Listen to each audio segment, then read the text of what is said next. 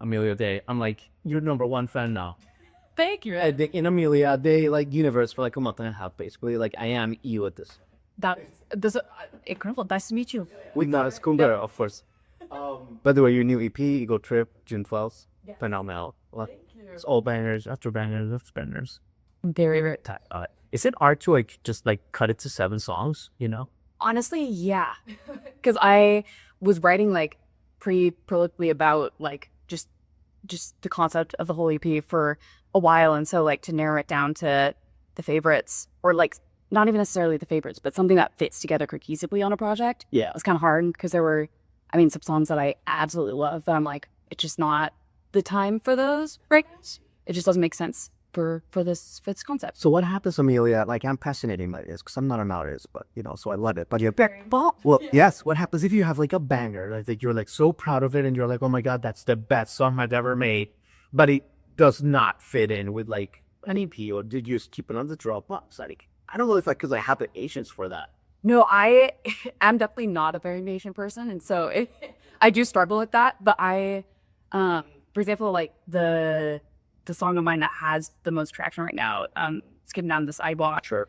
That song I wrote like I think like 3 or 4 years before I put it out. But it just really didn't fit on what I was recording at the time. Like the first EP I recorded was very much like storytelling, folktale kind of sound, as well as just like the themes. It just didn't make sense. It was part of that very different sound and very different kind of storytelling structure. And so I was like, I don't have something that this fits on right now, but I feel like I will. And so that actually kind of became a guiding, I don't want to say like guiding light, but like something that really helped me figure out what the next project was going to be. That I was like, I know this song is going to be okay, so like it's guided in the next direction. Yeah, That's cool. By the way, I checked out one of your covers of like the Chain by Fleetwood. Oh yeah. Like I had Goosies on top of Goosies on top of Goosies. It was crazy.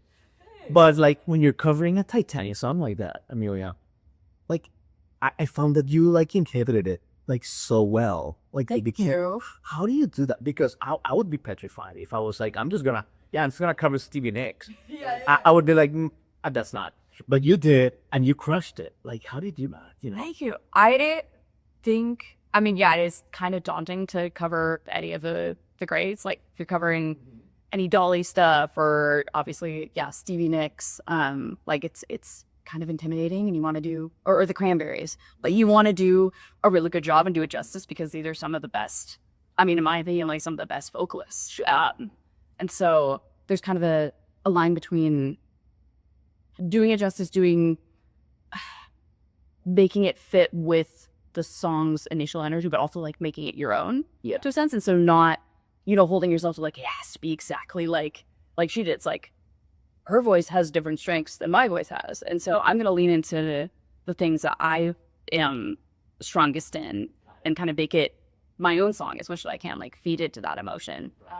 But yeah, I mean, I would not have tackled the Chain in like a few years. Yeah. Like it really was like us working up. I would have been like, absolutely. I couldn't have. I mean, I was in really, and you've talked about stage fright before. Yeah. And I talked to a lot of artists, and I have for my career, and I find it fascinating. Like, does that ever go away, or do you kind of just like learn how to manage it? You know what I mean?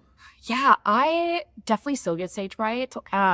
But you're going to thousands, like sometimes, yeah. Big festivals. Yeah, it depends on the gig. I share work because I perform as often as I do now. It's less of this like novel and terrifying thing every time. Whereas when I was like first starting to play, it was like, I haven't done this very much. I don't have the assurance in myself that this is going to work out every time. Like I don't have that practice and just that experience of like, I played this many shows, and for this many shows, nothing has gone horribly wrong. So I feel comfortable enough, And so that was a big thing. It's really just like playing a lot. Like I wish there had been like some easier trick of like, I just do this meditation beforehand. So it's like nothing like that really worked. It was honestly just like making myself perform a lot and get used to that and not become as terrified by it. But So now like I don't get very nervous, especially like in the physical like nervous system feeling as much for every show, but there are definitely shows where It's good. It does come back. I feel like I think it was Lucas Nelson that told me, like the problem, like if I ever don't get the butterflies, then I'm worried. No, exactly. Like I always like it shows that you care, you know, you want to do a good job and you want to. I mean, people are if they're coming to a show, they're, you know, 9 out of 10 spending money on a ticket and taking their time out of their evening, whatever like small free time they had. And so if you want to do a good job, you want to make that a worthwhile experience for them because they're sacrificing something to be there for you. And so, yeah, that is like, more thing about it is a bit of pressure. And I think that pressure is good because if you just become blasé about it, it's like, oh, it's just another, like, you're not going to be channeling the right energy for You're crushing. there. You're crushing. Take that a little bit to the beginning, like, because I found it fascinating. Like, let's go to Washington State. Yeah. Like, the day household, if you would. Like, you know, if you're that ironically too in high school, like you're balling out to you about for musicians, you know what I mean? But so it was all around you. But you fell in love with piano? Was that your first love? Yeah, honestly, I both of my parents like took like piano at kind of like an intermediate level, like just through classic piano lessons, like for Elise and stuff. And so we had this upright that was from my mom's family home. And so they'd like taken it with them. Like, I think they like throw it across the road. Hard to move too. Yeah, no. They are very heavy. Yeah, I think that's like, they really didn't have hardly anything when moving to Washington. I think that was like by far the biggest belonging and like obviously one of their only pieces of furniture.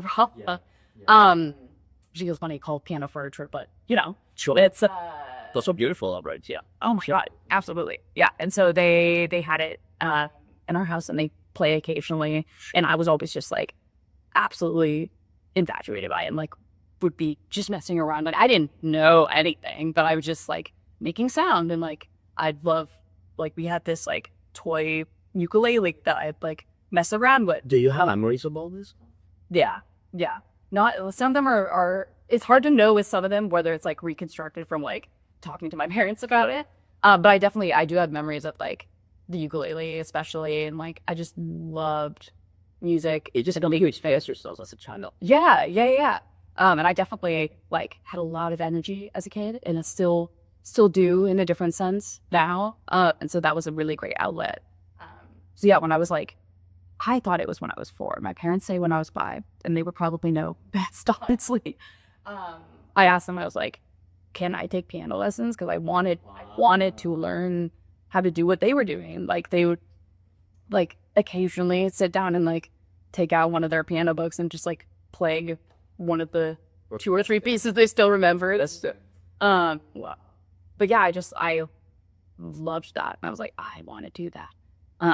And I actually started lessons and I was like, oh, I'm getting like Twinkle Twinkle Little Star. It's just not nearly not nearly. God, this is not a score. Yeah. Okay, amazing.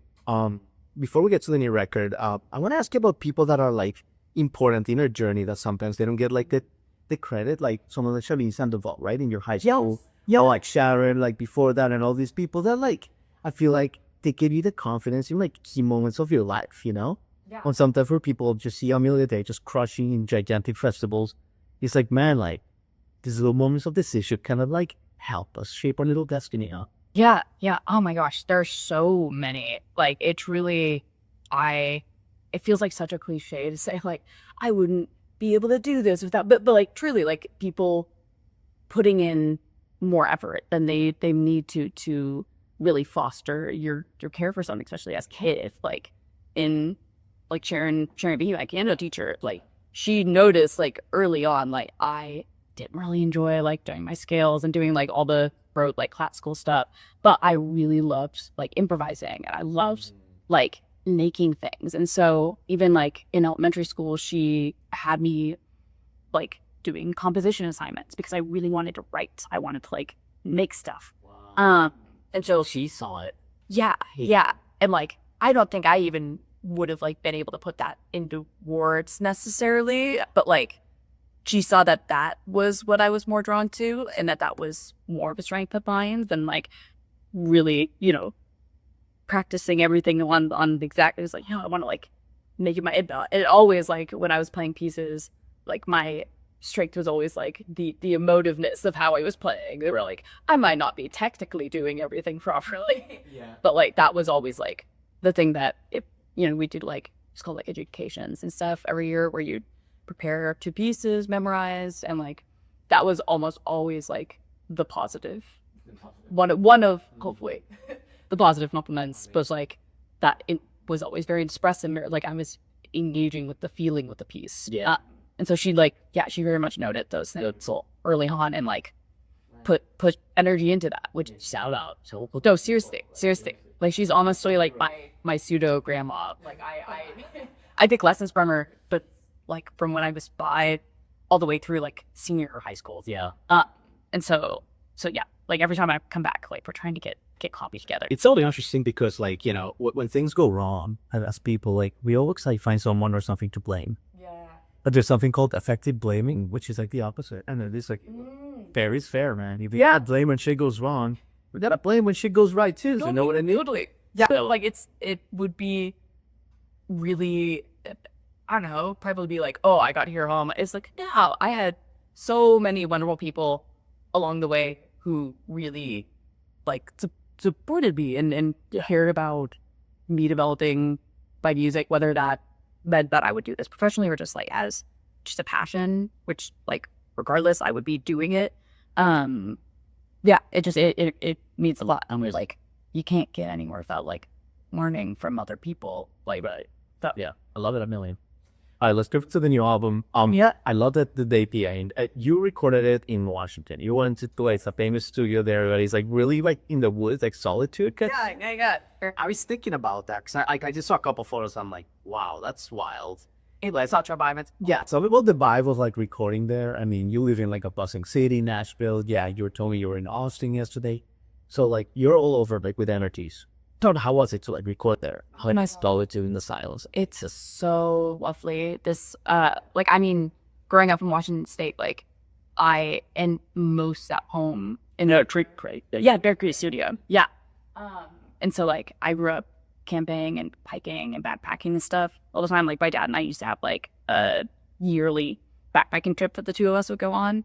And so being as much as I like crave like new things all the time, new experiences, like being in nature is, I truly feel like at home and at peace. And especially when being in a creative environment, like having that seclusion and feeling like you're in just this world of like everything is focused on the music and the sound and there's no other distractions. It's like we are in kind of this like just little compound of art, like, or we're separate from, like, you don't see hardly anybody else outside of like the musicians that you're recording with and the studio engineers and like everyone that you're interacting with pretty much is like helps with the art, right? Because the pro distractions. No, totally. Like it's like everything is like attuned to like, and obviously like you're talking about other stuff, you're hanging out, but it's like we're all kind of, it's the same thing with like writers retreats and something. It's like really removing yourself from your normal environment and like going somewhere where it is more secluded or solitary. Like it really helps. And I love being in the woods. Yeah, you're Pacific Northwest gal. I love. Yeah. I'm like, that's my god. And this EP also, Amelia. I mean, you play guitar. Obviously, you played so many instruments. And it got me thinking because you're such a great songwriter. But you started in piano. And I'm just curious. I don't know this. Maybe it's a tough question, but it's like when you do different instruments, is the songwriting process different? So different. I am about to struggle writing on piano, actually. Why is it? And I used to, how I have kind of thought about it is like, I think everything's too clear to me. Like I'm too aware of like the notes I'm playing, the chords I'm playing, and their relations to each other.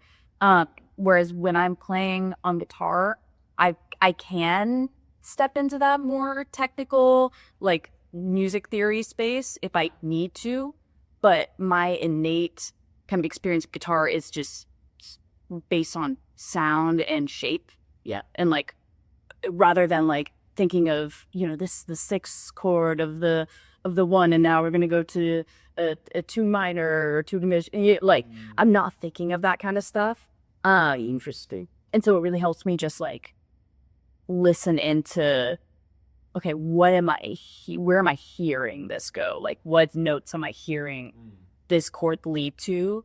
And I was just playing around with like, ooh, I'm gonna mess around with this shape and see, like, I might discover something and I'm like, oh, I wouldn't have even like thought of that going there. But now that I like heard that as an option, just messing around, like, oh, like let's chase that and like try to see where that kind of sound is going. Yeah. So just very like intuitive for most of the music. It's like, like I much prefer to write out just like intuition and feeling the sound versus like from a cerebral place. But then when I go into lyric writing, like it starts out with more of like intuition, free flow, whatever like comes out more naturally, and then I do bring in more of that like cerebral kind of feeling. So there's it's kind of an interplay between the two throughout the whole creative process, but like I like leading with like just playfulness and leading with like not getting too like in my head about it.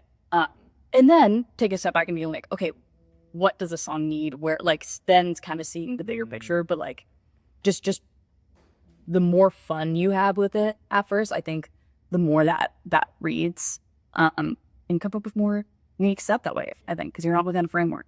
And it makes total sense what you're saying, because, you know, you've talked about this, I mean, Carpenter influences and all that. And there is such a playfulness to your songwriting. Thank you. It's like, have you found that, like, you know, with people like her and like, just like, it's like just more free and allowed to just be playful with lyrics, like entendres and all that stuff? Yeah. Totally. I think it's so helpful to be, I have a lot of negative and positive thoughts about the just streaming platforms and that being how the industry is based now. But something that's awesome about it is so much more variety is accessible now. Like there's, you know, we're less defined into like very strict genre categories where it's like you go to the rock section of the record store and like released what else, and obviously like straight everybody's, you know, messing around with genre and stuff, but it is like you can have a very, very small niche audience built around this very, very particular weird sound. And anybody anywhere in the world can just like find that like at any time. True.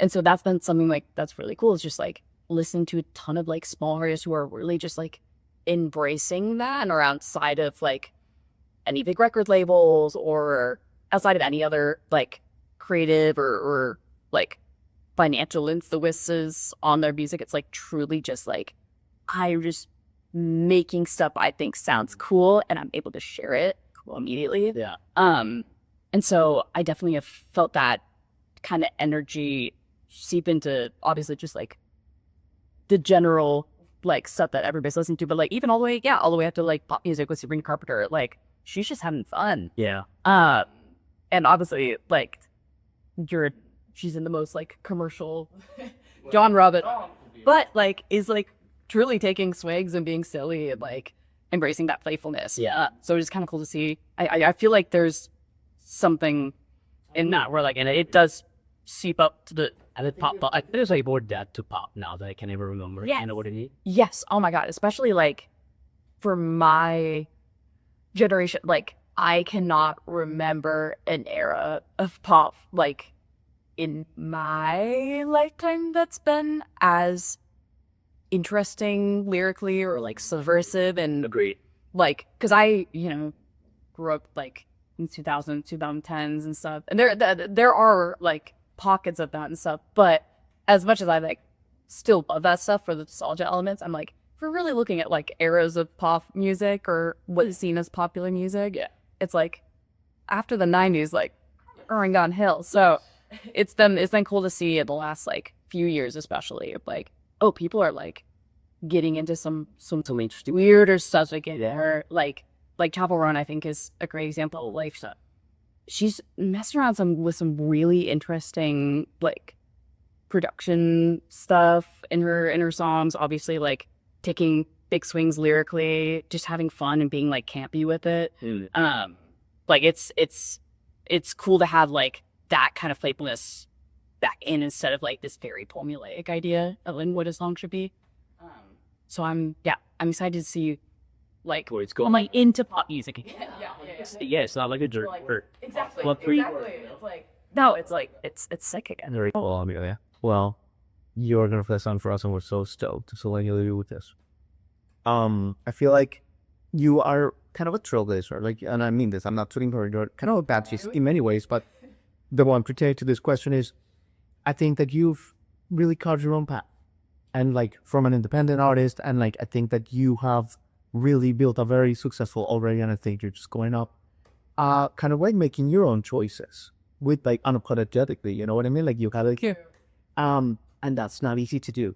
So I guess the question is, how have you been able to do it, and like what kind of like advice would you give to other up and coming musicians that they think the only way to do it is like through Music Row, but like you've managed to do it outside of the system and be very successful. Yeah, thank you. Yeah, that actually has been like I have felt pressures at like certain time in like great. I still feel like I'm in the very beginning of my career, but in the career that I've had thus far, like to narrow down my sound, to narrow down like the branding of my music is like just. I mean, I was talking to like a potential manager a while back before I now have management, and like it's like yeah, I think you need to like lean more into that Noah Kahan kind of thing and like try to write a song like him. Like you should.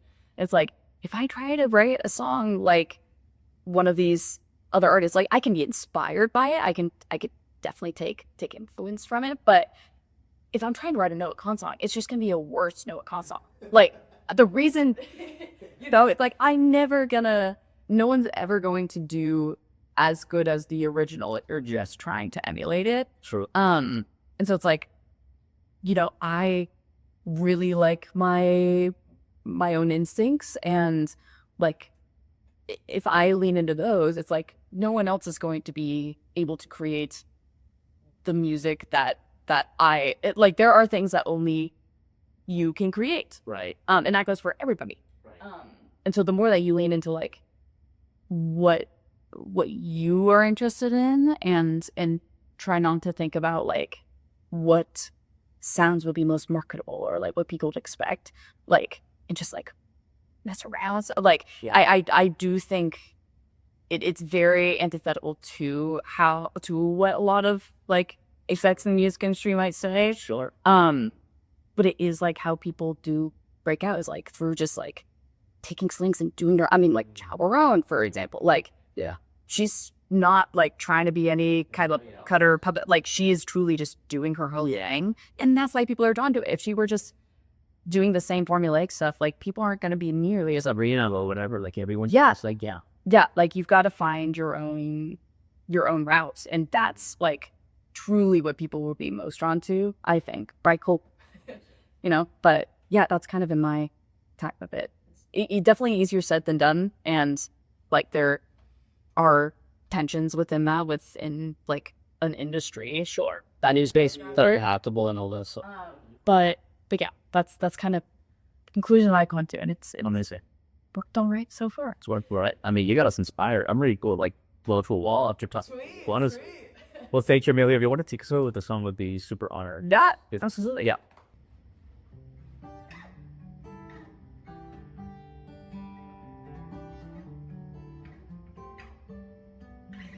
Hey, Los Angeles, stole your heart with homes and a saccharine smile.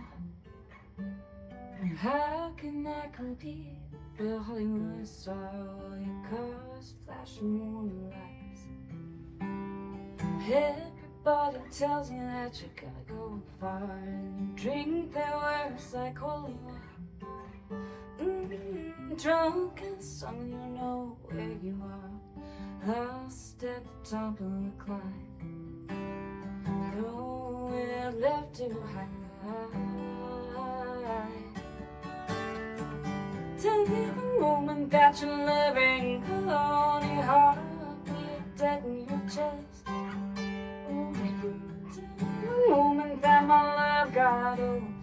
don't think I can stomach the rest. Love, you've thrown away your best.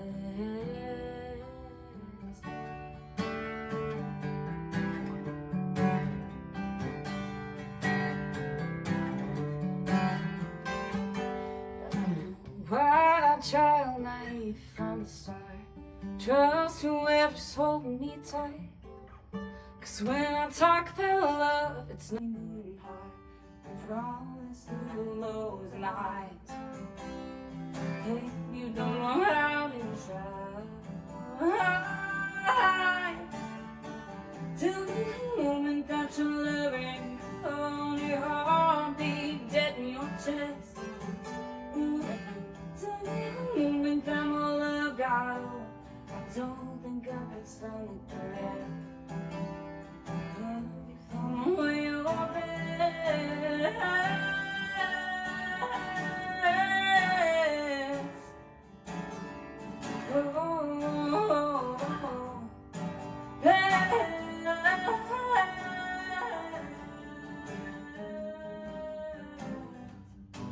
Take it, bite your lip, lingerie on your lips.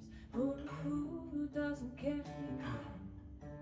Making eyes, tell me lies while I'm buying your flight. Tell me how do you sleep through the night? Take the hands on my hand, get you off in the bed, and down me out the single line. Take the shot, take the bit, have a bite. Will you ever be satisfied? Till the moment that you love me, going heartbeat dead in your chest. Oh, till the moment that I look out, I don't think I can stop.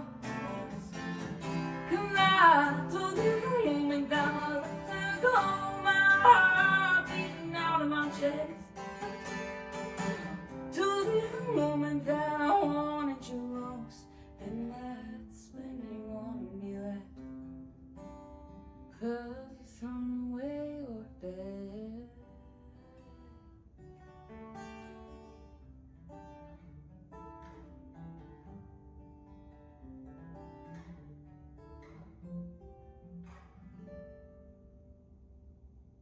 Thank you for tuning in.